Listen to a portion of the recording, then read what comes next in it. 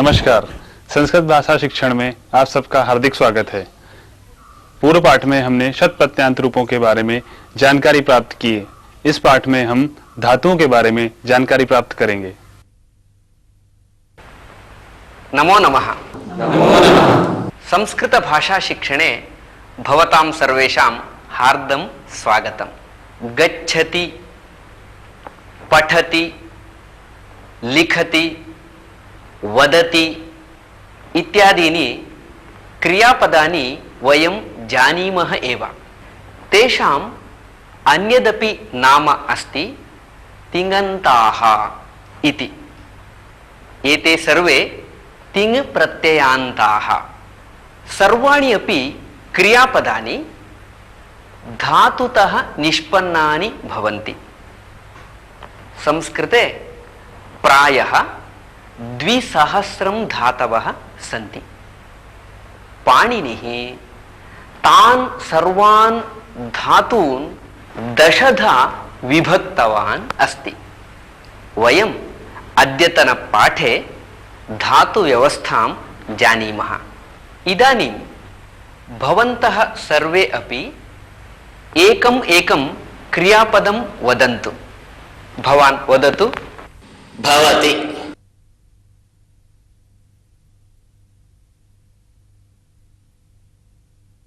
वदति,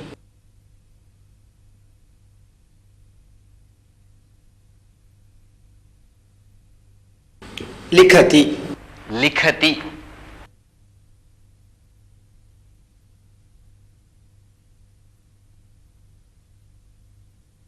तिष्ठति, तिष्ठति,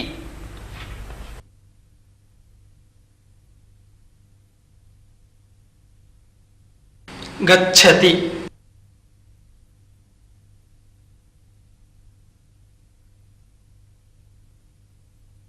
करोति, करोति,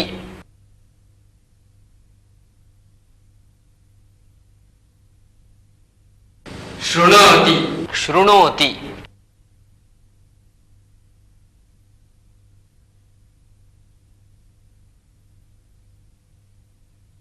पठति, पतति,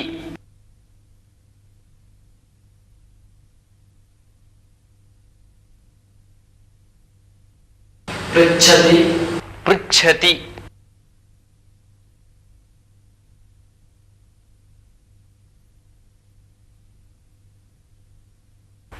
अत्र पश्यन्तु।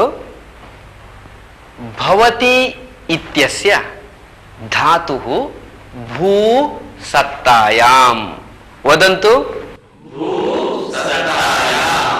वदति इत्यस्य धातुः वद व्यक्तायां वाचि। वदन्तु। लिखति इत्यस्य तिष्ठति इत्यस्य गच्छति, करोति, शृणोति, पतति, पृच्छति, चोरयति, चिनोति, पश्यति। अत्र पश्यन्तु। भू सत्तायां, वद व्यक्तायां वाचि, लिख अक्षर विन्यासे। अत्र सर्वत्र भागद्वयम् अस्ति। भू इति धातुः, सत्तायाम् इति तस्य अर्थः।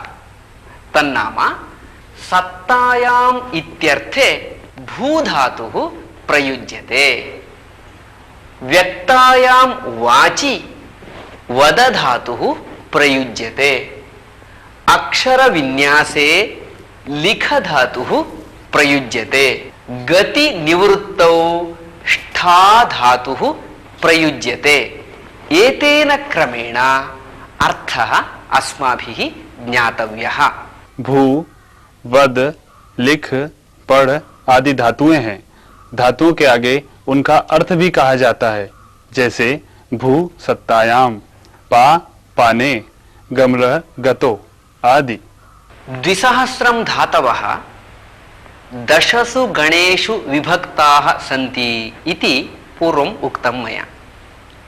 के ते गणाः इति चेत् भ्वादिगणः, अदादिगणः, जुहोत्यादिगणः इत्यनेन प्रकारेण 10 गणाः सन्ति। तेषां ज्ञानार्थं प्रसिद्धः कश्चन श्लोकः अस्ति, अहं तं लिखामि।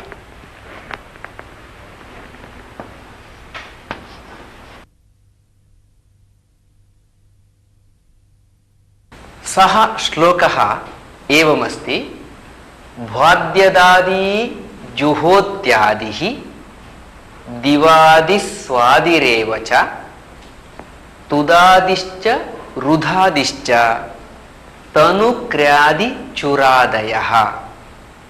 श्लोकम् अहं वाचयामि, एकवारं सर्वे वदन्तु। भ्वाद्यदादि जुहोत्यादिः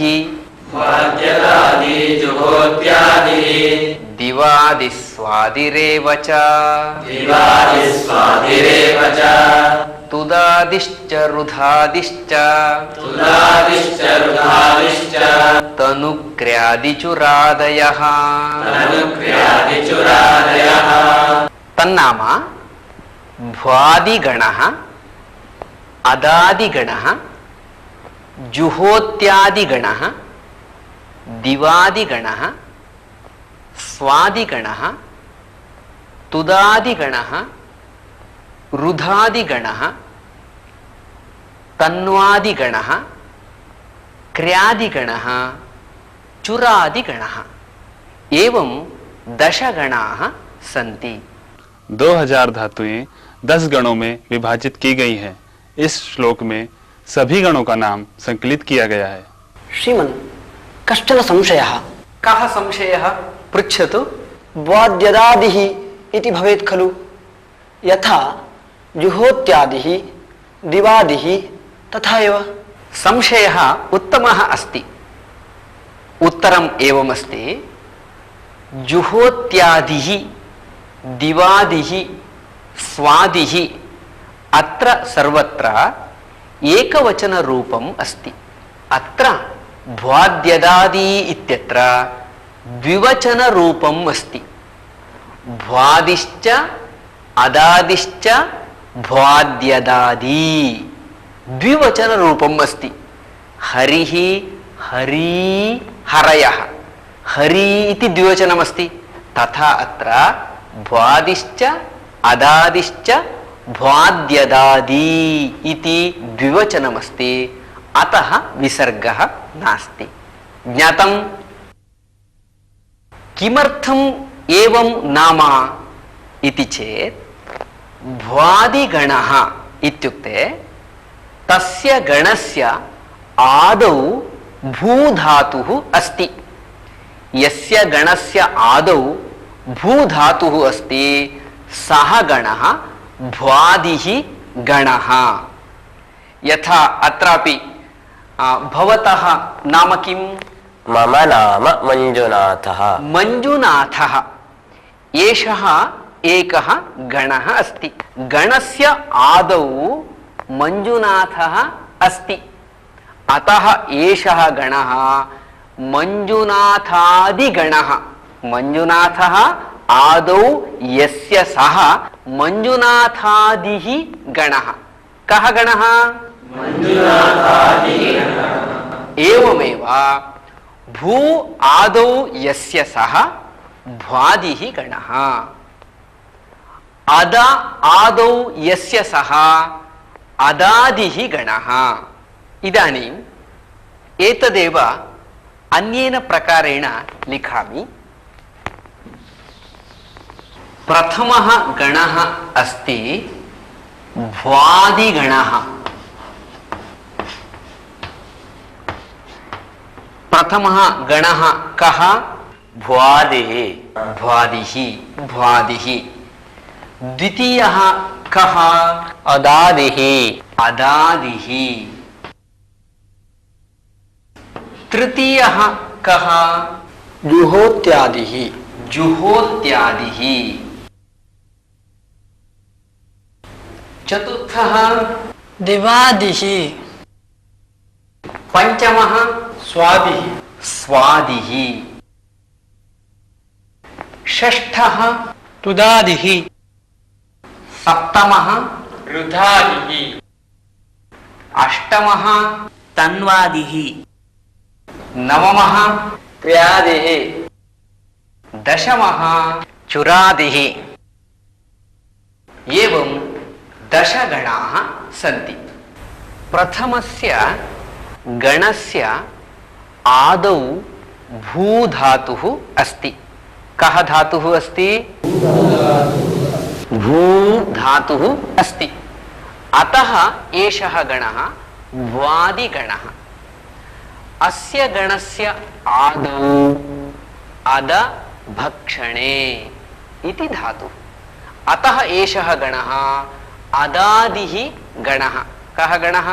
अदादिः गणः। तृतीयः गणः अस्ति जुहोत्यादिः गणः।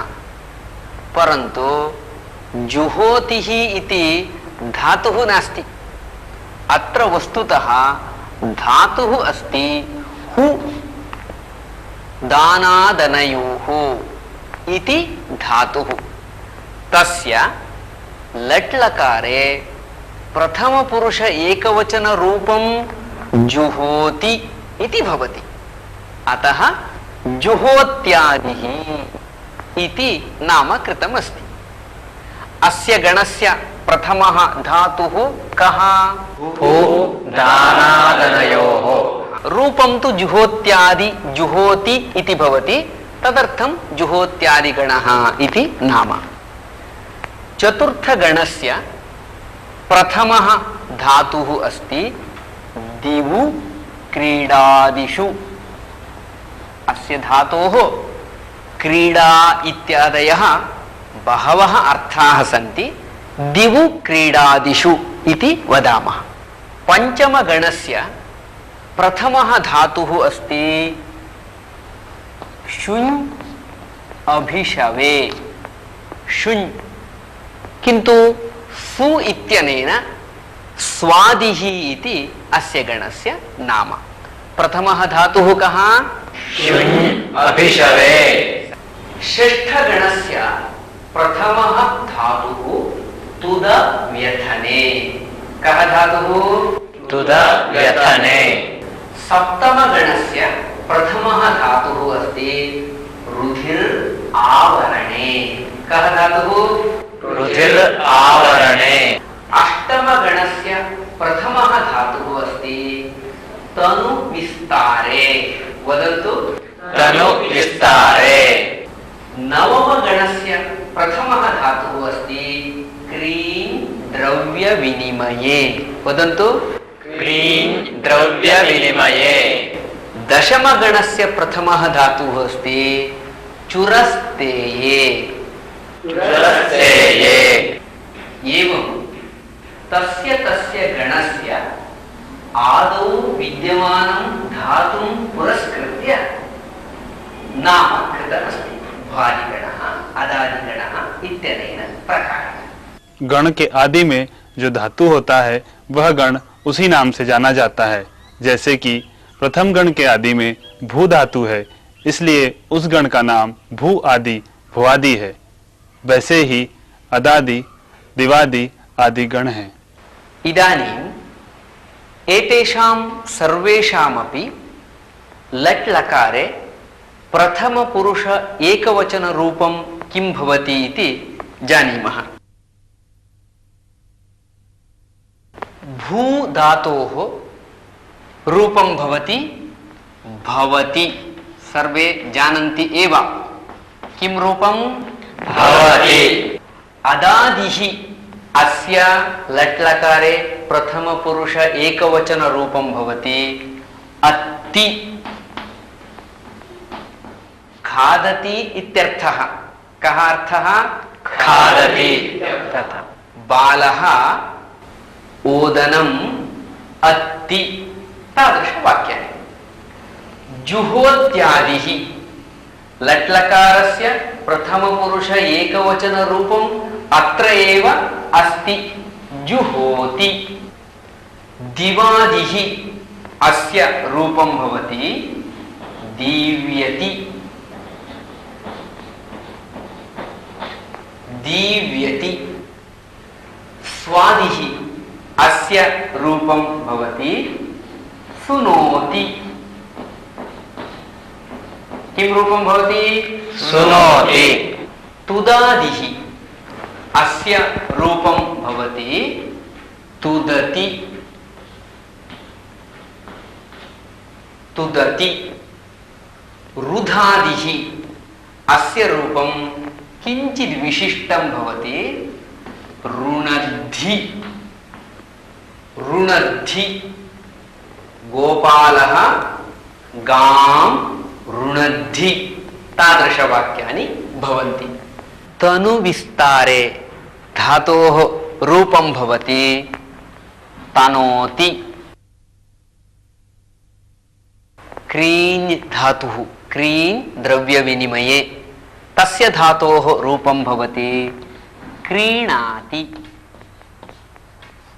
चुरादिः चुरस्तेये धातुः, तस्य रूपं भवति चोरयति। किं रूपं भवति? चोरयति। एवम् एकम् एकं रूपम् अत्र दर्शितम् अस्ति। अत्र पश्यन्तु, प्रथमगणस्य, चतुर्थगणस्य,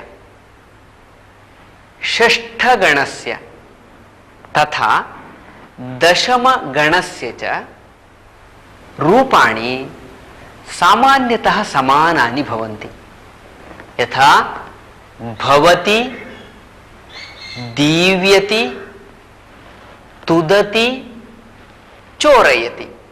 वस्तुतः व्यवहारे एतेषां चतुर्णां गणानां धातूनामेव प्रयोगः अधिकः। तेषां सर्वेषां रूपसाम्यम् अपि अस्ति, अतः अस्माकं महत् सौलभ्यमपि अस्ति। अत्र सर्वत्रापि धातुः तिङ् प्रत्ययः, द्वयोः मध्ये कश्चन विकरणप्रत्ययः अपि भवति। शप् इत्यादयः विकरणप्रत्ययाः सन्ति। प्रतिगणं भिन्नः भिन्नः विकरणप्रत्ययः अपि भवति। तद्विषये अधिकं ज्ञानं वयम् अग्रिमेषु पाठेषु प्राप्स्यामः। मैं समझता हूं कि अभी तक आपने 10 गणों के बारे में एक स्पष्ट चित्र प्राप्त कर लिया है। इसके बारे में हम और जानकारी अगले पाठों में प्राप्त करेंगे। रूप यौवन संपन्ना, रूप यौवन संपन्ना, विशाल कुल संभवाः,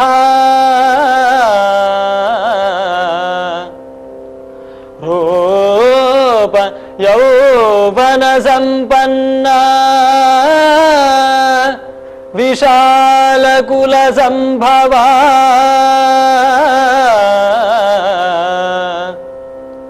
विद्याहीना विद्याहीना न शोभन्ते, विद्याहीना न शोभन्ते, निर्गन्धा इव किंशुकाः, रूप यौवन संपन्ना, विशाल कुल संभवाः,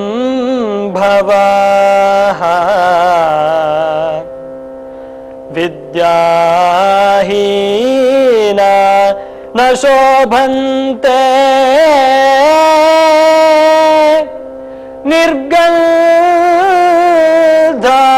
इव किंशुकाः,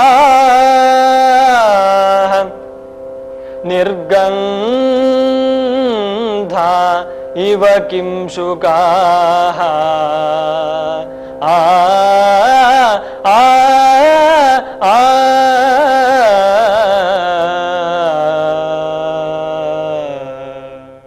अस्मिन् सुभाषिते विद्यायाः महत्त्वं वर्णितम् अस्ति।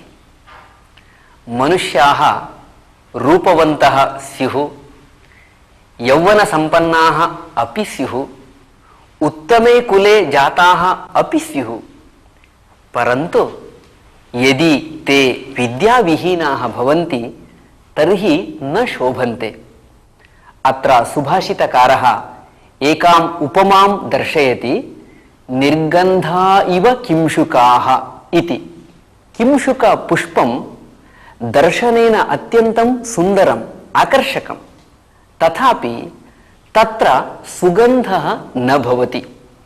सुगन्धराहित्यात् सुन्दरमपि पुष्पं ग्राह्यं न भवति। एवमेव विद्याविहीनाः अपि पुरुषाः न शोभन्ते। इस सुभाषित में विद्या के महत्व का वर्णन किया गया है।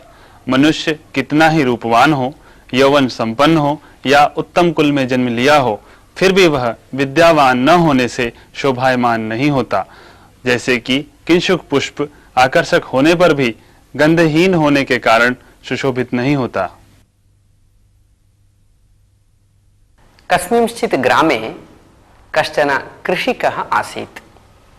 सः पुत्रेण सह निवसति स्म। तस्मिन् वर्षे कृषिकः क्षेत्रे बीजावापं कृतवान्। वृष्टिः अपि सम्यक् आगता, वातावरणम् उत्तमम् आसीत्। अथ कदाचित् कृषिकः पुत्रेण सह क्षेत्रं गतवान्। पुत्रः सर्वत्र परिशीलनं कृतवान्। सः पितरम् उक्तवान्, ताता, बीजानि अंकुरितानि सन्ति, वृष्टिः अपि उत्तमा अस्ति, अस्मिन् वर्षे धान्यं भूरि लभ्येत इति। किन्तु पिता उक्तवान्, पुत्र, सर्वं भाग्यायत्तम् इति। कानिचन दिनानि अतीतानि। इदानीं तु बीजानि सम्यक् अंकुरितानि सन्ति। तदा पुत्रः विश्वासेन पितरम् उक्तवान्, ताता, निश्चयेन अस्मिन् वर्षे समीचीनः फलागमः भविष्यति इति। किन्तु इदानीमपि पिता सर्वं भाग्यायत्तम् इति उक्तवान्। ततः 2-3 मासाः अतीताः। अंकुरितानि बीजानि सस्यरूपेण सम्यक् प्रवृद्धानि, तानि पुष्पितानि, अनन्तरं फलितानि अपि। इदानीं तु पूर्णविश्वासेन पुत्रः पितरम् उक्तवान्, ताता, निश्चयेन अस्मिन् वर्षे महती फलसमृद्धिः भविष्यति इति। इदानीमपि पिता सर्वं भाग्यायत्तम् इति उक्तवान्। गच्छता कालेन धान्यं सुपक्वं जातम्। धान्यसहितानि सस्यानि कर्तयित्वा गृहं नीतवन्तः। तत्र सस्येभ्यः धान्यं पृथक् कृतवन्तः। अनन्तरं तेन धान्येन पाकमपि सज्जीकृतवन्तः। कृषिकस्य गृहे सर्वे भोजनार्थम् उपविष्टवन्तः। तदा पुत्रः पितरम् उद्दिश्य उक्तवान्, ताता, पश्यतु, अस्माकं परिश्रमस्य फलं पुरतः एव अस्ति, वयमिदानीं भोक्तुं शक्नुमः इति। किन्तु तदानीमपि पिता सर्वं भाग्यायत्तम् इति उक्तवान्। पितुः मुखात् पुनः पुनः सर्वं भाग्यायत्तम् इति तदेव वचनं श्रुत्वा पुत्रः अत्यन्तं कुपितः अभवत्। सः क्रोधेन स्थालिकायाः उपरि पादप्रहारं कृतवान्। अन्नकणाः सर्वत्र विकीर्णाः अभवन्। सः भोजनम् अकृत्वा एव ततः निर्गतवान्। किन्तु किञ्चित् कालानन्तरं यदा क्रोधस्य उपशमनं जातं, तदा सः ज्ञातवान् यत् पितुः वचनं सत्यमेव इति। ईश्वरेच्छां विना किमपि न भवति। पुरतः प्रसृतेषु अपि अन्नकणेषु एकमपि खादितुं सः न शक्तः। पितुः वचनं सत्यमेव इति सः अङ्गीकृतवान्। तदा तस्य मुखादपि अप्रयत्नेन एव वाक्यं निर्गतं, सर्वं भाग्यायत्तम् इति। धन्यवादः। नमो नमः। इसी के साथ यह पाठ यहीं समाप्त होता है। अगले पाठ में हम फिर मिलेंगे। तब तक के लिए धन्यवाद।